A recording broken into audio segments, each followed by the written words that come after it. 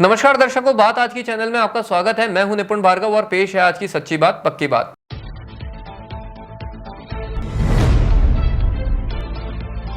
केंद्रीय कृषि राज्य मंत्री भागीरथ चौधरी ने कृषि विज्ञान केंद्र का किया निरीक्षण।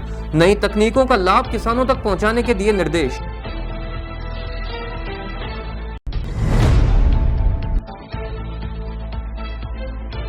फूड सेफ्टी टीम ने इस्तेमाल किए हुए तेल के लिए नमूने, आहार मिलावट पर कार्रवाई।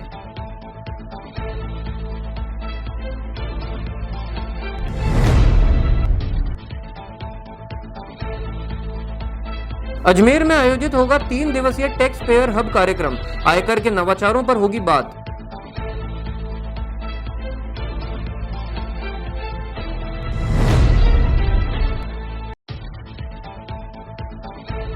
रेलवे स्टेशन पर बच्ची के साथ हुई ज्यादती के विरोध में द्रौपदी कोली ने दिया ज्ञापन। घटना को बताया शर्मनाक।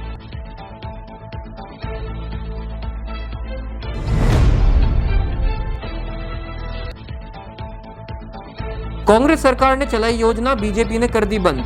विरोध में युवा मित्र पहुंचे प्रदर्शन करने।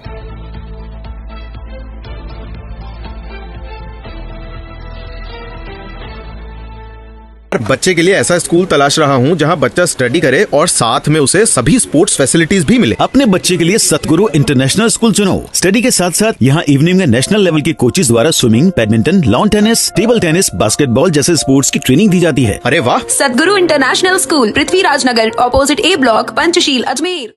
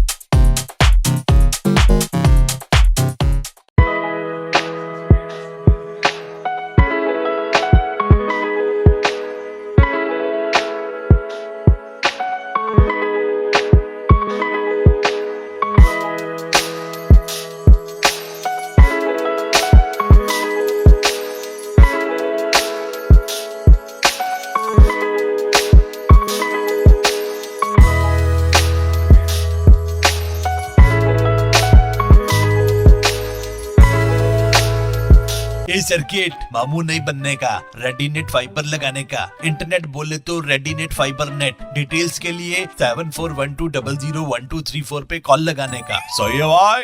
इंटरनेट बोले तो रेडीनेट फाइबर। और अब शुरू करते हैं बातों का बेहतरीन सफर। केंद्रीय कृषि राज्य मंत्री भागीरथ चौधरी ने मंगलवार को तबीजी स्थित कृषि विज्ञान केंद्र का अवलोकन किया। कृषि विज्ञान केंद्र के अध्यक्ष एवं वरिष्ठ वैज्ञानिक धर्मेंद्र सिंह भाटी ने केंद्र की गतिविधियों से अवगत कराया।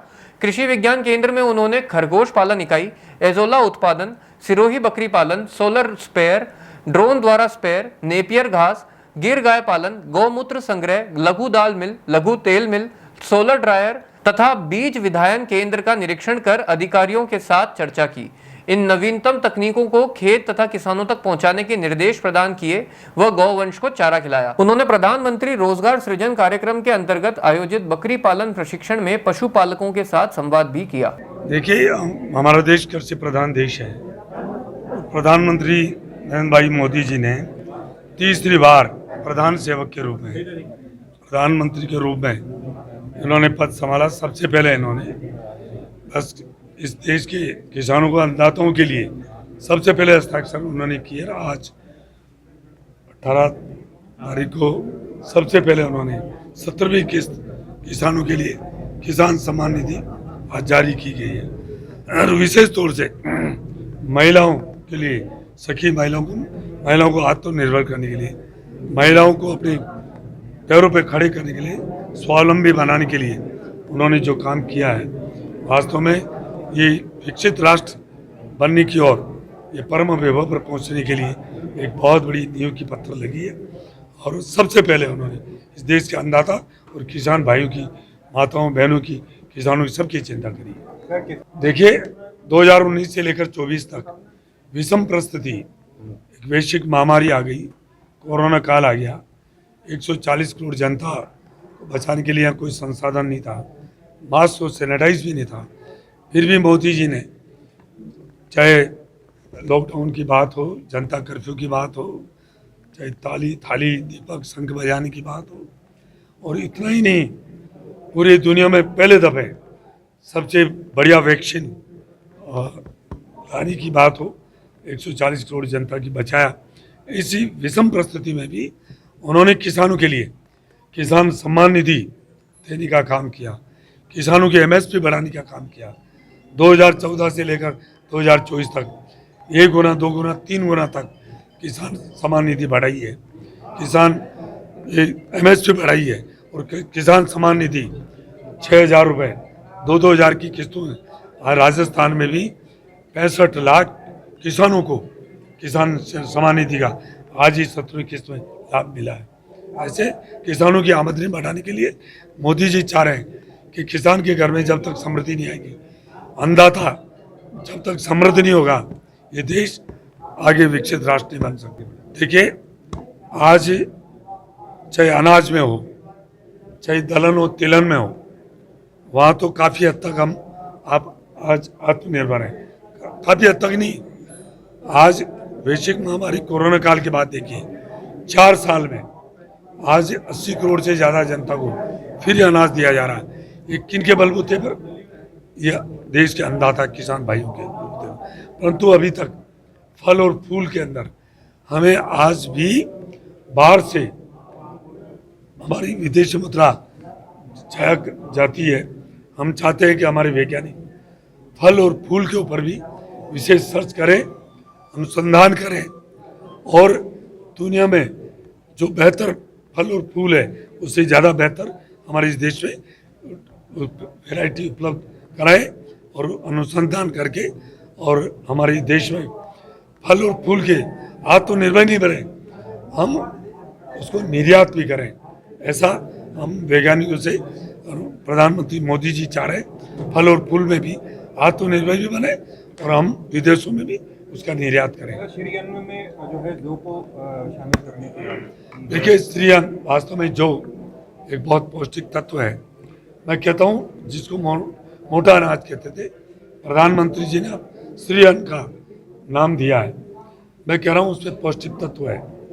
आज गेहूं से बनी हुई चीज़ एक दफ़ा दोबारा हम गर्म करके उसको हम उपयोग में लेते हैं, तो मनुष्य के लिए नहीं, सबके लिए भी हानिकारक है। और अब चाहे जौ, बाजरा हो, जवार हो, मक्का हो, रागी हो, इनको आप दोबारा इनको आप गर्म करके लेते हो तो इसमें पौष्टिक तत्व और बढ़ता है। हमारे पूर्वजों ने भी इसलिए श्री अन्न का उपयोग करते थे, और तो बीच के कालखंड में श्री अन्न का उपयोग कम हो गया।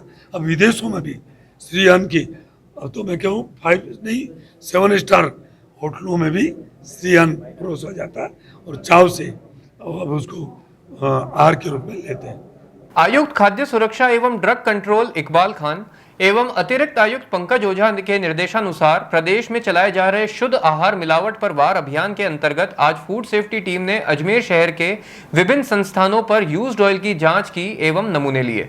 मौके पर जांच हेतु विभाग द्वारा प्रत्येक खाद्य सुरक्षा अधिकारी को टीपीसी मीटर भी दिया गया। अभिहित अधिकारी खाद्य सुरक्षा एवं मुख्य चिकित्सा एवं स्वास्थ्य अधिकारी डॉक्टर ज्योत्सना रंगा ने बताया कि जिला कलेक्टर भारती दीक्षित के निर्देशन में खाद्य सुरक्षा अधिकारियों ने आज 1 दर्जन दुकानों पर कार्रवाई करते हुए उनके द्वारा नमकीन, कचौरी, समोसे, मठरी आदि तैयार करने में उपयोग में लिए जा रहे खाद्य तेल की टीपीसी मीटर द्वारा जांच की एवं सैंपल लिए।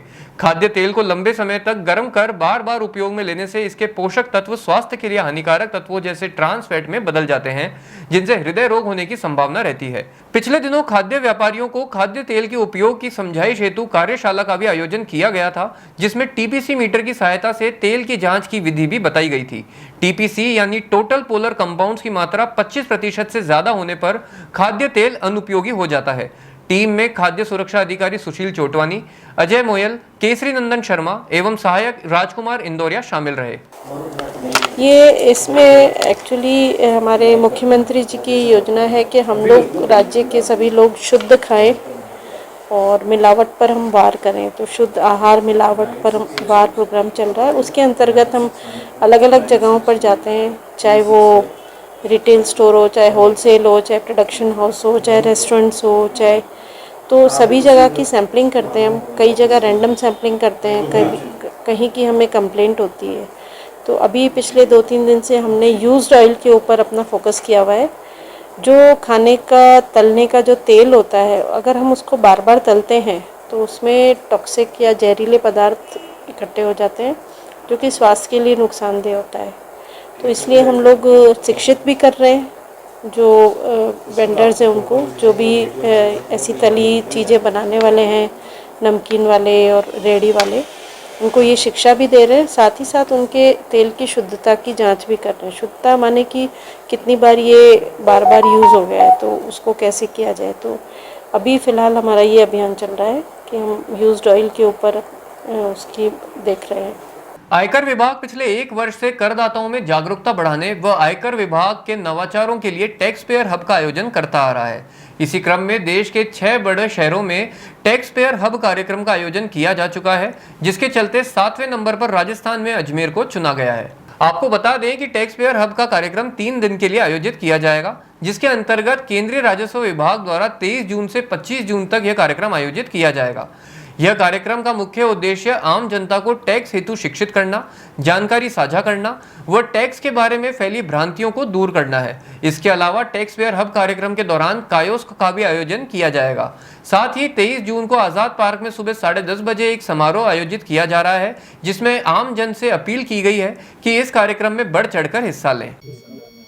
जैसा कि आप सभी को पता है कि आयकर विभाग करदाताओं के बीच में जो समझ होनी चाहिए उसको बढ़ाने के लिए और आयकर के जो नवाचार जो किए जा रहे हैं उनके बारे में जानकारी देने के लिए पिछले 1 साल से टैक्स पेयर हब का आयोजन कर रहा है। इसमें देश के अंदर अभी 6 बड़े शहरों के अंदर टैक्स पेयर हब का आयोजन किया जा चुका है और 7वें नंबर पर अब राजस्थान के अंदर अजमेर को चुना गया है। जो टैक्स पेयर हब का जो ये प्रोग्राम है, ये 3 दिन का प्रोग्राम होगा अजमेर के आजाद पार्क के अंदर, जो कि 23, 24 और 25 जून 2024 को आयोजित किया जाएगा। टैक्स पेयर हब का जैसा मैंने बताया मेन उद्देश्य जो वहाँ की जो लोकल जनता है, टैक्स पेयर्स हैं और अदरवाइज नॉन टैक्स पेयर भी जो अभी नहीं है, जिनको टैक्स के इस नेटवर्क में आने वाला है, उन सबको शिक्षित करना, टैक्स के बारे में समुचित जानकारी देना और टैक्स के बारे में अगर उनको कोई भ्रांतियाँ या अदरवाइज उनको कोई सुविधा चाहिए, असिस्टेंस चाहिए, तो उसको प्रदान करना। इसके लिए हम इस तरह के टैक्स पेयर हब का आयोजन करते हैं। इस टैक्स पेयर हब में हम 3-4 तरह की हम कियोस्क भी लगाएंगे, जो कि 3 दिन तक वहाँ रहेंगी। एक एजुकेशन कियोस्क होगा जिसमें कि सभी जो टैक्स पेयर्स और जनता है उनको शिक्षित किया जाएगा टैक्स की जानकारी पर। एक बच्चों के लिए भी एक कियोस्क हम रख रहे हैं। स्कूल और कॉलेज के जो बच्चे हैं उनको अलग अलग तरह से, चाहे मैजिक शो से हो, चाहे नुक्कड़ नाटक का प्रदर्शन करना हो, चाहे और कोई तरीका हो, फन वे में हम उनको शिक्षित करेंगे कि इनकम टैक्स के बारे में उनको न केवल शिक्षित हो बल्कि उनको अधिक से अधिक जानकारी और सुविधाएं उनको प्राप्त हुए। तीसरा, जो हमारे जो ऑलरेडी जो टैक्स पेयर्स हैं उनकी और जो हमारे टैक्स बार एसोसिएशन है, एडवोकेट एसोसिएशन, इन सबको भी बुला करके उनको भी हम उनकी कोई समस्या है वो उनके बारे में जानेंगे, जिससे कि क्योंकि वो लोग हैं जो आगे करदाता से जुड़ते हैं, उनको सलाह करते हैं, उनको सुविधाएं देते हैं। इसी क्रम में हम 23 तारीख को सुबह 10:30 बजे एक समारोह का भी आयोजन किया गया, जिसमें कि हमारे सीबीडीटी के जो प्रिंसिपल महानिदेशक महोदय अर्चना चौधरी मैडम आएंगी। विशिष्ट अतिथि के तौर पर हमने शैलेश लोढ़ा जी, जो अपने जो प्रमुख हास्य कवि अभिनेता हैं, लेखक भी हैं, उनको बुलाया गया। और हमारे जो राजस्थान के जो मुख्य आयकर आयुक्त प्रिंसिपल सीसी जो हम बोलते हैं, वो भी इसमें मौजूद रहेंगे। और इसमें सभी जितने भी हमारे टैक्स पेयर्स हैं, एडवोकेट्स हैं, टैक्स बार एसोसिएशन है, गवर्नमेंट वाले हैं, प्राइवेट, हम सबको हम निमंत्रित कर रहे हैं। और सबसे ज्यादा चाहते हैं ज्यादा से ज्यादा लोग उसमें भाग लें और इस कार्यक्रम को सफल बनाएं। ये न केवल हमारे हित में बल्कि देश हित में भी है। कार्यक्रम में आधार पार्क में टाइमिंग क्या है? ये सुबह 10:30 बजे से इसका शुरू होगा। सुबह रोजाना सुबह 10:30 बजे से लेकर शाम को 5 बजे तक, 6 बजे तक इसका आयोजन किया जाएगा। अजमेर के अलावा बाहर से भी कोई इनकम टैक्स के अधिकारी वगैरह आएंगे? हाँ, जैसे मैंने बताया कि हमारे दिल्ली सीबीडीटी से प्रिंसिपल डीजी मैडम है, वो आ रही है। उनके अलावा उनके जो एडीजी हैं, उनके डायरेक्टर हैं, डिप्टी डायरेक्टर्स हैं, तो वो भी इसी क्रम में सबको सुविधाएं देने के लिए और कुछ आगे से आगे कुछ करना, तो उसके लिए 3 दिन मौजूद रहेंगे।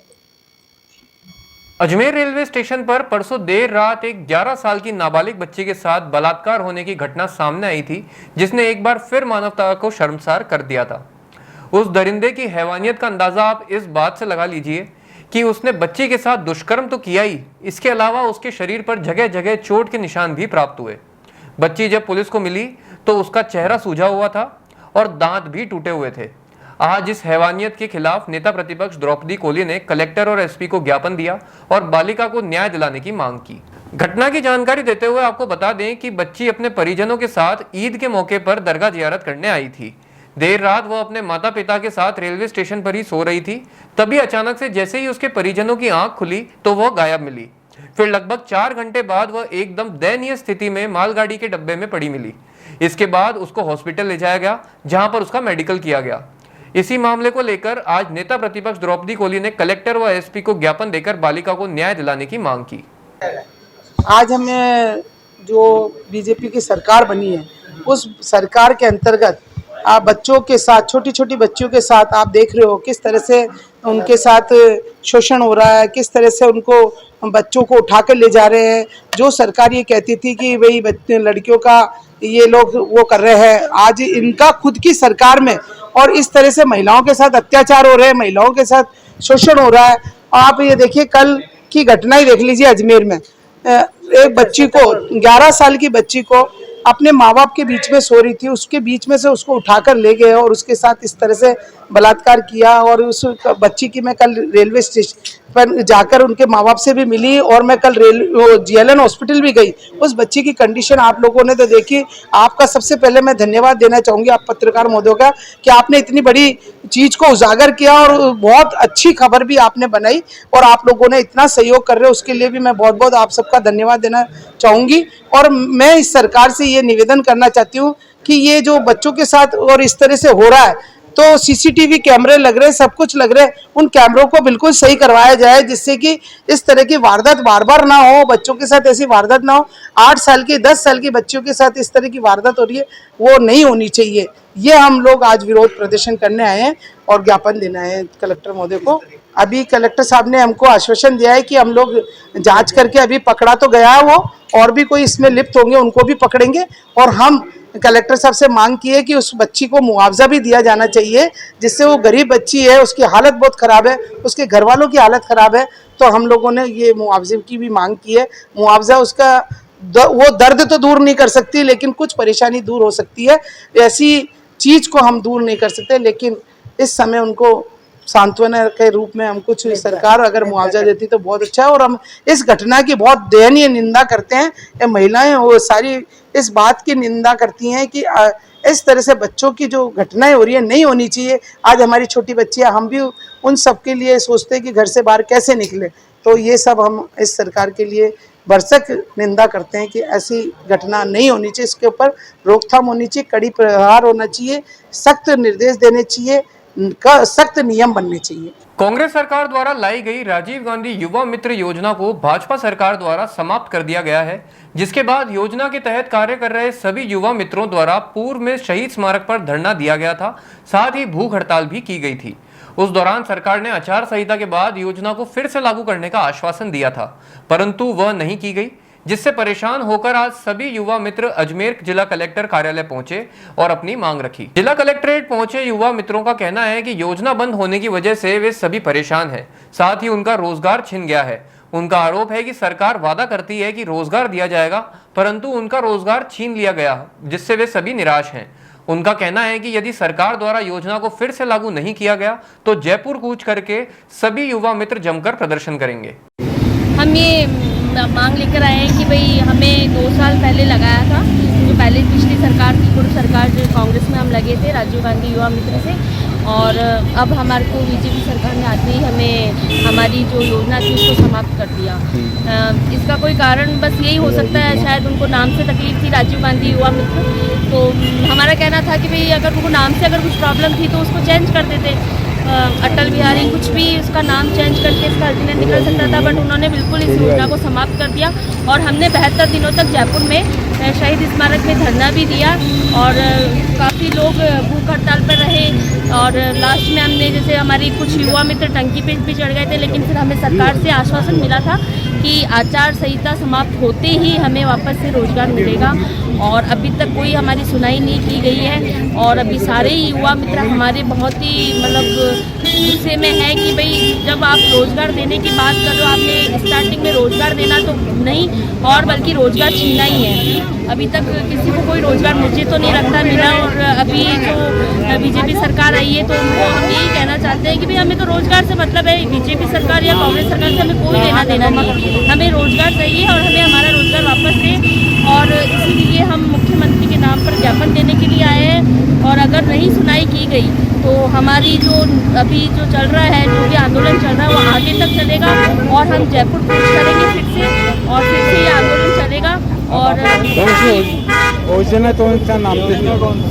हमारी राजीव गांधी योजना था और हमारा काम था कि अंतिम छोर तक हमारी मतलब उन लोगों तक ये योजनाओं का लाभ पहुंचाना कि जो अनपढ़ थे या पढ़े लिखे नहीं, मतलब जो नहीं समझते थे, जिनको जानकारी नहीं थी, उनको हम योजनाओं का मतलब बताते थे, और अगर उनको कोई प्रॉब्लम होती थी तो हम उनका सॉल्यूशन भी करवाते थे, हम साथ ले जाते थे। और अभी जो हमारे साथ जो है काफ़ी लेडीज़ भी है, काफ़ी मतलब लेडीज़ ऐसी भी है, कितने जने हो जाते हैं? हम 5000 जने हैं, और लेकिन हम तो बस यही चाहते हैं कि सबको फिर से रोजगार मिल जाए। बातों को देते हैं एक छोटा सा विराम, जल्दी मिलते हैं एक नए सफर पर। बच्चे के लिए ऐसा स्कूल तलाश रहा हूँ जहाँ बच्चा स्टडी करे और साथ में उसे सभी स्पोर्ट्स फैसिलिटीज भी मिले। अपने बच्चे के लिए सतगुरु इंटरनेशनल स्कूल चुनो। स्टडी के साथ साथ यहाँ इवनिंग में नेशनल लेवल के कोचेज द्वारा swimming, badminton, lawn tennis, table tennis, basketball जैसे स्पोर्ट्स की ट्रेनिंग दी जाती है। अरे वाह! सदगुरु इंटरनेशनल स्कूल, पृथ्वीराज नगर, ऑपोजिट ए ब्लॉक, पंचशील, अजमेर।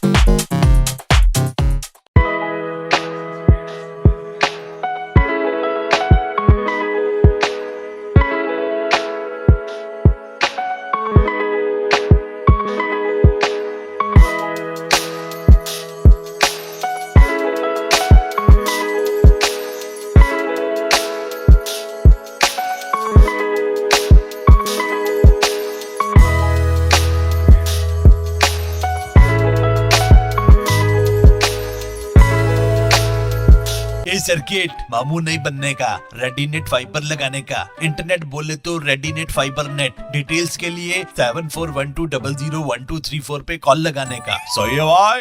इंटरनेट बोले तो रेडिनेट फाइबर। एक बार फिर आपका स्वागत है। आइए चलते हैं एक नए सफर पर। अजमेर के अलवर गेट थाना क्षेत्र स्थित धान नाड़ी में एक मकान से चोरी की वारदात सामने आई है, जहां से चोरों ने हजारों के जेवरात व मोबाइल चोरी कर लिए। धान नाड़ी स्थित काली माता मंदिर के पास स्थित एक मकान से चोरों द्वारा चोरी की वारदात को अंजाम दिया गया।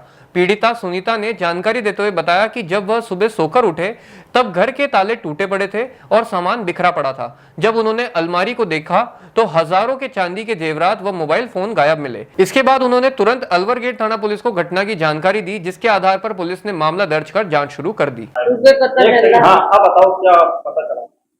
भैया हम सुबह उठे थे जब पता चला कि घर में सामान बिखरे हुए थे, अंदर से अलमारी के उसका दुकान का लॉक खुला हुआ था, उस गुल्लक में से पैसे वैसे निकाले हुए थे और मोबाइल वगैरह हमारे दोनों के, मेरे हस्बैंड के और मेरे भांजी के मोबाइल दोनों के गायब थे। और यहाँ ताक में 2,500 रुपये पड़े थे, वो गायब थे। पायजेब जो 2 पायजेब की जोड़ी, रिंगे, ये छोटे मोटे सामान ये गायब थे। तो हॉल में सो रहे थे, हॉल में ही सोते हम कूलर लगा के। चोर कब गुस्सा और कब आया ये हमें नहीं पता। हम 1 बजे से सोए थे, 1 बजे बाद चोर आया और सुबह 5 बजे घूमते थे। हाँ, थाने में दर्ज करवा दिया। अलवर गेट आई थी ना, कल शाम को आई थी, दर्ज कर लिया उन्होंने। चोर को भी जब्त कर लिया, सामान भी पता नहीं। मोबाइल थे हमारे, एक 18,000 का मोबाइल था, एक 15,500 का था और सामान चांदी वांदी थी। सोने का कुछ नहीं गया, केस गया 5,000 रुपये। चांदी तो पता नहीं सर कितने की होगी। आपका नाम? सुनीता। क्या मकान? धान नाड़ी। जिला पुलिस अधीक्षक के निर्देशानुसार आज अजमेर यातायात टीआई भिखाराम काला ने अपनी टीम के साथ घूघरा घाटी पर नो पार्किंग में खड़ी बसों के चालान काटे। जिला पुलिस अधीक्षक देवेंद्र बिश्नोई के निर्देशानुसार आज घूघरा घाटी पर नो पार्किंग में खड़ी बसों के चालान बनाए गए। अजमेर यातायात टीआई भिखाराम काला ने जानकारी देते हुए बताया कि मोटर व्हीकल एक्ट के तहत 7 बसों और 1 ट्रक पर समझाइश करते हुए ये कार्रवाई की गई है और आगे से जो भी वाहन नो एंट्री में खड़े होंगे उन्हें सीज भी किया जाएगा। श्रीमान एसपी साहब के निर्देश अनुसार घूघरा घाटी में जो नो एंट्री में बसें खड़ी होती है उनके खिलाफ एमवीए की कार्रवाई की। 7 बसों के चालान काटे गए और 1 ट्रक का। बिल्कुल कार्रवाई जारी रहेगी। और श्रीमान एसपी साहब ने फरमाया कि अजमेर शहर के अंदर नो एंट्री में कोई साधन न तो आ सकेगा, जो टाइम दिया हुआ उस टाइम के अलावा नो एंट्री में जो भी साधन आएंगे, बड़े बड़े बस हो चाहे ट्रक हो चाहे और भी कोई बड़े साधन हो, उनकी नो एंट्री की कार्रवाई करें। तो श्रीमान के आदेश अनुसार कार्रवाई की जा रही है और कार्रवाई जारी रहेगी। और कुछ पूछना है तो बताओ। बसों को अगर आज वैसे उनको समझाइश भी कर रहे हैं, अगली बार ये बसें मिलेगी तो उनको सीज भी करेंगे। अजमेर में आज एक नव विवाहित प्रेमी युगल ने जिला पुलिस अधीक्षक के समक्ष लड़की के घर वालों से सुरक्षा की गुहार लगाई। प्राप्त जानकारी के अनुसार बावड़ी गांव निवासी 22 वर्षीय मंगलचंद जोगी और 19 वर्षीय पूजा नाथ पुत्री सुखपाल ने 1 माह पूर्व शादी कर ली थी, जिससे लड़की के घर वाले नाखुश थे। मंगलचंद जोगी ने बताया कि उन्हें आए दिन मारने की धमकी दी जाती है और 5 लाख रुपए की मांग भी की जा रही है। इसके अलावा हाल ही में 16 तारीख को उसके साथ लड़की के घर वालों ने मारपीट भी की। आज प्रेमी युगल ने परेशान होकर जिला पुलिस अधीक्षक को शिकायत करी और अपनी जान माल की सुरक्षा की मांग की। हैदराबाद से हमारा एक दोस्त की शादी थी, वहाँ पे मुलाकात हुई थी हमारी, हमने वो कर लिया था। और उनके माँ बाप, लड़की के माँ बाप धमकी दे रहे थे, हमको मारने की धमकी दे रहे थे। पैसे मांग रहे थे, हमारे 5 लाख रुपये मांग रहे थे, लेकिन हमारे पास इतने पैसे नहीं है देने के लिए, और मारने की धमकी दे रहे थे। हमने शादी तो हम कर लिए थे। कहाँ पे की थी? कोर्ट में की थी। कोर्ट 1 महीना हो गया था। घर वाले नहीं है, पिताजी नहीं है। तो लड़की के घर वाले कहते हैं कि माँ बाप मारने की धमकी दे रहे हैं, 5 लाख रुपये ले रहे हैं हमसे, हमारे पास पैसे नहीं है देने के लिए। में आए हैं। ठीक है, मैसेज मेरा मंगल पूजा। ठीक है, कहाँ पे रहते हो? मैं ग्राम बावड़ी, जिला अजमेर। ये लोरवाड़ा रतनपुरा के गाँव की रहने वाली। शादी में हमारी मुलाकात। ठीक है। हम हैदराबाद मिले थे इनसे और हमारे भाई की शादी में मिले थे। होली विलेसन में 1 महीना हो गया और 5 लाख मांग रहे, घर वाले परेशान कर रहे हैं। पापा मम्मी क्या कह रहे हैं? 5 लाख दो हमें, हमारे पास इतने पैसे नहीं है। फिर क्या होगा? फिर हमने मना कर दिया और वो बोल रहे हैं कि हम मारेंगे, ऐसे करेंगे।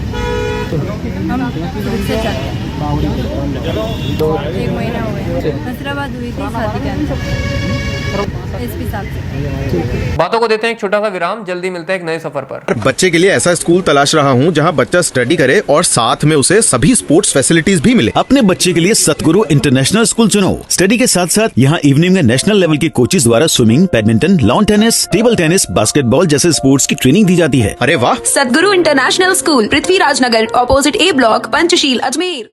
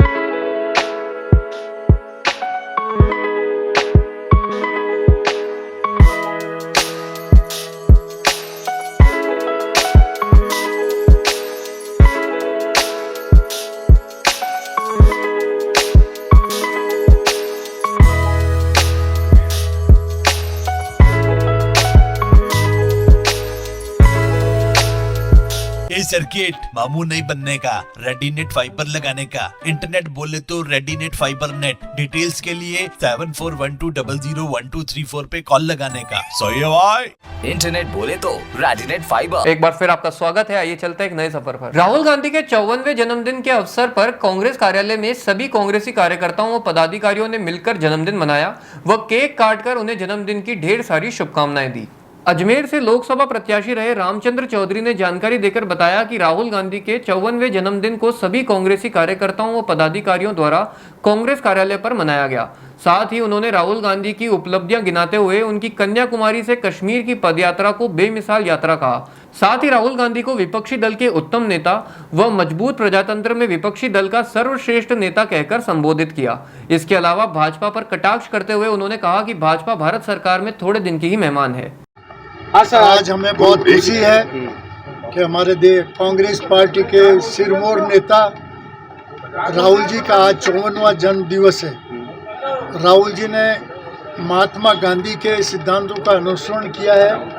महात्मा गांधी 2015 और 16 में पूरे देश में रेल से भ्रमण किया था उन्होंने, और पूरे देश के लोगों से मिले, उनकी समस्याओं को, संस्कृति को समझा और अंग्रेजों के खिलाफ माहौल बनाया। वैसा ही हमारे राहुल जी ने जो है कन्याकुमारी से कश्मीर तक पदयात्रा की है। ये दुनिया में बेमिसाल यात्रा थी और इससे राहुल जी को बहुत सीखने को मिला है। बहुत परिपक्व नेता बने हैं कि पूरे देश में अलग अलग जिलों में, गाँव में, ढाणियों में गए, गाँव वालों की, शहर वालों की समस्या को समझा और ये बातें उन्होंने भारत सरकार के सामने रखी। आज मुझे गर्व और फख्र से कहता हूँ कि राहुल जी जो विपक्षी दल के नेता हैं, प्रजातंत्र की यही पहचान है कि उसका विपक्ष मजबूत हो आज जो है राहुल जी विपक्षी दल के नेता बने हैं, उससे सीबीआई के डायरेक्टर की नियुक्ति, चुनाव आयोग के अध्यक्ष की नियुक्ति, चुनाव आयोग के मेंबरों की नियुक्ति, सारे काम राहुल जी की सलाह से, सहमति से ही करना पड़ेगा। मोदी जी को अब पता लगेगा कि विपक्ष क्या होता है और विपक्ष को साथ लेना कितना कठिन होता है। राहुल जी सारी बातें देश के गांव, गरीब, किसान और शहरों की आवाज़ उठाएंगे और पूरे दुनिया में ये महसूस करा दिया उन्होंने। आज वो तगड़े लीडर हैं और चुनाव रिजल्ट ने कांग्रेस पार्टी को भरपूर आम जनता ने सहयोग दिया और इशारा किया है कि ये थोड़े दिन की मेहमान है, भारत सरकार बहुत जल्दी जाने वाली है। धन्यवाद जी। अजमेर शहर जिला कांग्रेस कमेटी की ओर से हमारे नेता राहुल गांधी जी, कांग्रेस के पूर्व अध्यक्ष, उनके जन्म दिवस पर यहाँ केक काटकर जो उनका जन्म दिवस अजमेर शहर जिला कांग्रेस कमेटी कार्यालय में मनाया गया। राहुल गांधी जी एक ऐसी लीडरशिप हैं जो कि इनके परिवार, चाहे हम नेहरू जी की बात करें, चाहे इंदिरा जी की करें, चाहे हम राजीव जी की करें, चाहे हमारी सोनिया जी की करें, इन्होंने सदैव ही जो है देश के लिए त्याग किया है और देश के लिए त्याग ही नहीं अपितु हर वर्ग के लिए जो इन्होंने लड़ाई लड़ी है, उसी तर्ज पर आज हमारे देश के नेता राहुल गांधी जी पूरे देश का जो भ्रमण किया उन्होंने, और जो उन्होंने नफ़रत के बाजार में मोहब्बत की दुकान के नारे को लेके जिस तरह उनको पूरे देश के अंदर लोगों का समर्थन मिला, और उस समर्थन का प्रत्यक्ष जो है अभी हमने चुनाव के अंदर देखा है कि जहाँ राजस्थान में बोल रहे थे कि भी एक भी सीट नहीं आएगी भारतीय जनता पार्टी, कहीं घमंड इनके सर चढ़ गया था और वहाँ इनको मालूम पड़ गया कि 11-11 सीटें इन्होंने जो है राजस्थान में लूज़ की हैं। तो कहीं ना कहीं हमारा ग्राफ तो बढ़ा ही है। और जहाँ देश की बात करें तो देश के अंदर जो है हमारी जिस तरह अभी लोकसभा के अंदर सीटें आई हैं और जिस तरह राहुल गांधी जी उभर के हमारे लीडरशिप के अंदर इनको महसूस हो गया, जिनके ऊपर कांग्रेस के अकाउंट सीज करने का, जिन्होंने ईडी के मार्फत इन पर दबाव डालाने का, कहीं ना कहीं मतलब यहाँ तक कि इनके ऊपर केस लगा के कोर्ट की तरफ से भी जो है इनके ऊपर दबाव बनाया गया। तो ऐसी स्थिति में राहुल गांधी जी अगर उभर के आए तो आज इनको मालूम पड़ गया कि वास्तव में ये कुछ नहीं बिगाड़ सकते। राहुल गांधी जी को देश की जनता चाहती है। राहुल गांधी जी आने वाले हमारे देश के एक ऐसे नेता होंगे कि उस वक्त इन सबको मालूम पड़ेगा कि राहुल गांधी जी की क्षमता क्या है। और राहुल गांधी जी को पुनः एक बार जो है हम बहुत बहुत बधाई, शुभकामना देते हैं। अजमेर के कृष्णगंज थाना पुलिस ने अलग अलग जगह के 7 लोगों को गिरफ्तार कर उनके पास से 28 लाख रुपए की राशि को बरामद किया है। पकड़े गए युवक के तार हवाला कारोबार से जुड़े हो सकते हैं, जिसके आधार पर भी पुलिस कार्रवाई कर रही है। कृष्णगंज थाना अधिकारी अरविंद चारण ने जानकारी देते हुए बताया कि अवैध मादक पदार्थ व अवैध शराब, अवैध हथियार और सामाजिक तत्वों के खिलाफ अजमेर पुलिस अधीक्षक के द्वारा दिए गए निर्देश के बाद अजमेर जिले के समस्त स्थानों में लगातार कार्रवाई की जा रही है। उसी के तहत कृष्णगंज थाना पुलिस ने बड़ी कार्रवाई करते हुए 7 संदिग्ध व्यक्तियों को हिरासत में लेकर जब उनसे पूछताछ की तो उनके पास से 28,54,070 रुपए बरामद किए गए। पुलिस पूछताछ में पकड़े गए युवक कोई संतोषजनक जवाब नहीं दे पाए। इसके बाद पुलिस ने आयकर विभाग को इस संबंध में जानकारी दे दी। वहीं जानकारी यह भी निकल कर आ रही है कि यह मामला हवाला कारोबार से भी जुड़ा हो सकता है, जिस पर पुलिस गंभीरता से जाँच कर रही है। पुलिस मुख्यालय जयपुर द्वारा चलाए जा रहे विशेष अभियान में उच्च अधिकारियों के निर्देशानुसार अवैध मादक पदार्थ, अवैध शराब, अवैध हथियार, जुआ सट्टा और संपत्ति संबंधी अपराधों के विरुद्ध प्रभावी कार्रवाई के निर्देश प्राप्त है। इसमें अवैध नकदी की रोकथाम का भी और वांछित अपराधियों की तलाश भी है। इस कार्रवाई के अनुसार श्रीमान एसपी साहब देवेंद्र कुमार जी बिश्नोई साहब ने सभी थाना अधिकारियों को निर्देशित किया था। इसी कार्रवाई के अंतर्गत एडिशनल एसपी श्री दुर्ग सिंह जी राजपुरोहित, डिप्टी साहब श्री रुद्र प्रकाश जी शर्मा जी, मेरे सुपरविजन में एक विशेष टीम का गठन किया गया। इसी के क्रम में हमने कल 18 तारीख की रात को 7 संदिग्ध लोगों को गिरफ्तार किया गया है, जिनके पास से नकदी मिली है हमें, जिसके बारे में वो संतुष्टिपूर्ण जवाब नहीं दे पाए। नकदी की राशि है 28,54,070 रुपये। 7 लोग हैं सायल श्री अजीत सिंह, मंगल सिंह जाति जाट 27 साल, रतकुड़िया पिपाड़, रविंदर सिंह पुत्र नारायण सिंह राजपूत 28 वर्ष निवासी ददवाड़ा गोटण, हरेंद्र मुवाल पुत्र दयाल राम जाट 27 वर्ष निवासी मेड़ता, प्रेमराज पुत्र राम प्रकाश प्रजापति उम्र 20 वर्ष गांव मेड़ता, नरपत कुमार पुत्र राम कुमार ढोली 40 वर्ष निवासी खाटू, हाल कुमार सेन का मकान घुघरा घाटी अजमेर, धवल कुमार पटेल पुत्र भरत भाई पटेल उम्र 34 वर्ष निवासी गुजरात हाल किराएदार राकेश का मकान हाथीबाटा। रमेश लखवानी पुत्र होचंद लखवानी सिंधी चमालीसार निवासी अजय नगर अजमेर। इन 7 लोगों को गिरफ्तार किया गया। रकम बड़ी थी इसलिए इनकम टैक्स को भी सूचित किया गया और रकम जब्त करके आगे अनुसंधान जारी। आज बस इतना ही, कल फिर होगी आपसे मुलाकात, तब तक के लिए आज्ञा दीजिए, नमस्कार।